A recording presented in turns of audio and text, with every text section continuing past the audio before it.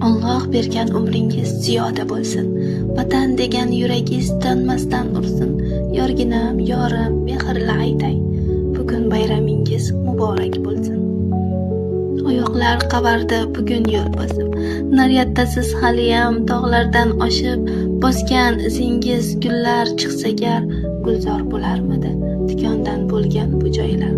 So'radim bugun qo'llarim ochib.